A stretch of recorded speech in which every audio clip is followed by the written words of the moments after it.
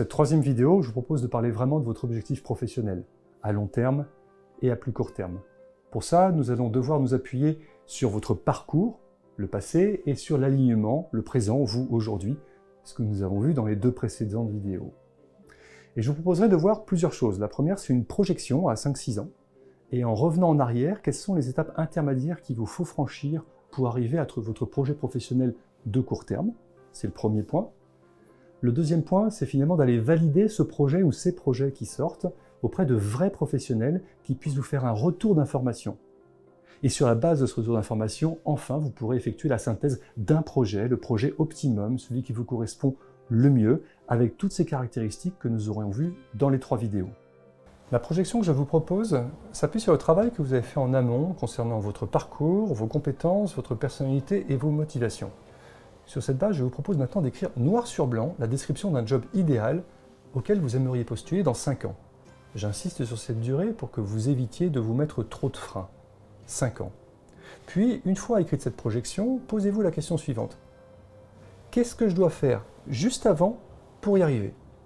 C'est-à-dire, quelle est l'étape précédente que je dois franchir pour arriver in fine au projet à 5 ans? Essayez de vous placer dans cette étape, d'y rester et de ressentir ce qui s'y passe. Quel est le job? Dans quel lieu? Avec qui? Avec quel niveau de stress? Quels sont les moyens dont vous disposez? Etc. etc. Plus vous arriverez à visualiser cette étape précédente, plus vous consoliderez le chemin pour arriver à votre objectif de long terme. Une fois cette étape juste avant identifiée, reculez encore et recommencez l'exercice une deuxième fois sur l'étape qui précède, celle que vous venez de quitter. Avec les mêmes questions, la même visualisation, le même ressenti. Essayez d'approfondir. Puis une troisième fois si nécessaire, jusqu'à arriver à, finalement, la prochaine étape à court terme, celle que vous devez viser aujourd'hui. Attendez un peu, laissez reposer ce qui vient.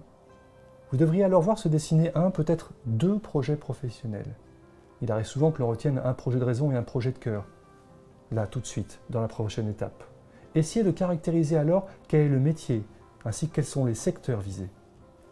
Une fois qu'un objectif professionnel est identifié, je vous invite à étudier les principales caractéristiques de ce projet. Ça peut être sa localisation, en France, à l'international, dans une région particulière, que sais-je. Ça peut être aussi la taille d'une des entreprises visées, les compétences requises par le job que vous ciblez, votre niveau de rémunération attendu, et bien d'autres encore évidemment. Une fois ce travail de caractérisation effectué, prenez rendez-vous avec 3-4 personnes qui travaillent dans le domaine que vous visez.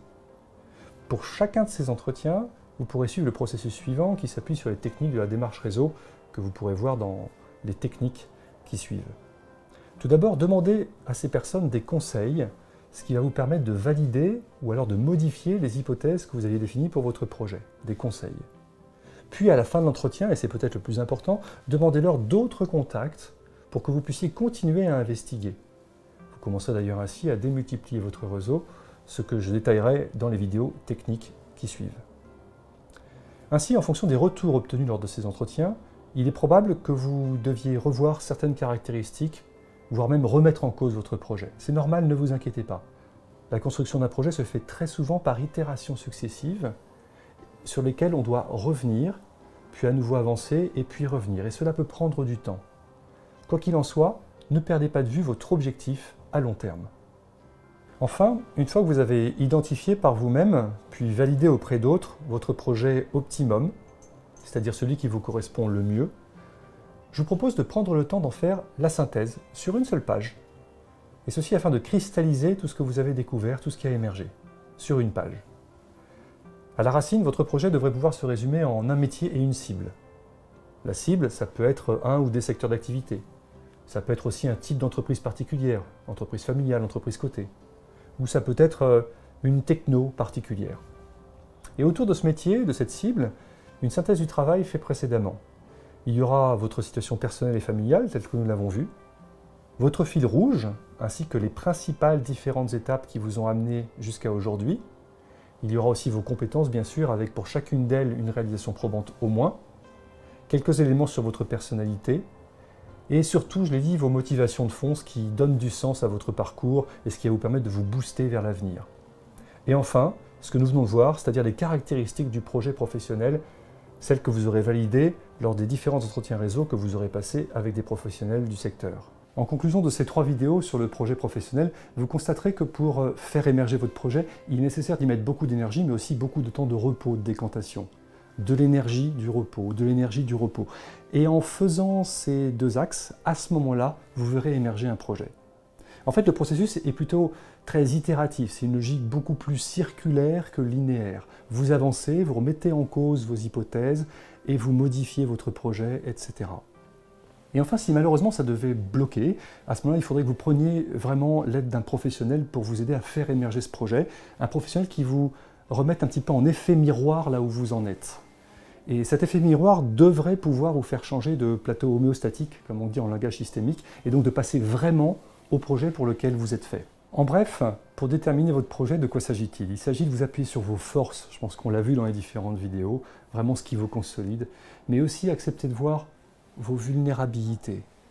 Si vous vous appuyez sur vos forces, si vous acceptez de voir vos vulnérabilités, alors vous allez découvrir au fond ce qui vous motive, cette petite flamme intérieure, comme j'aime le dire, qui certainement vous anime, qui anime chacun d'entre nous, qui nous est très particulière. Force, faiblesse et petite flamme à l'intérieur, ce qui va donner du sens, qui va vous porter pour la suite de votre parcours. Alors comment on y arrive à tout ça? Évidemment, vous avez vu la méthode, peut-être un peu scolaire et j'en suis désolé de ces 3 vidéos. Mais globalement, c'est vraiment de la méthode et beaucoup de bienveillance. Bienveillance vis-à-vis de vous-même, évidemment vis-à-vis des autres, mais vis-à-vis de vous-même aussi. Et comme ça, vous y arrivez. Et ce que je vous proposais, c'est qu'une fois que vous avez ce projet, d'aller voir les quelques vidéos techniques pour activer la recherche d'emploi et pouvoir vous projeter avec les bons outils et enfin trouver le job que vous venez d'identifier. Bonne chance!